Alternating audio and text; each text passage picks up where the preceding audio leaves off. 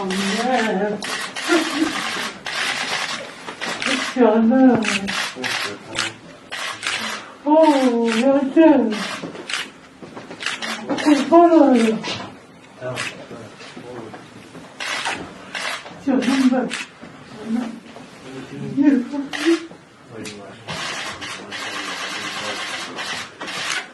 Canım ben. Canım.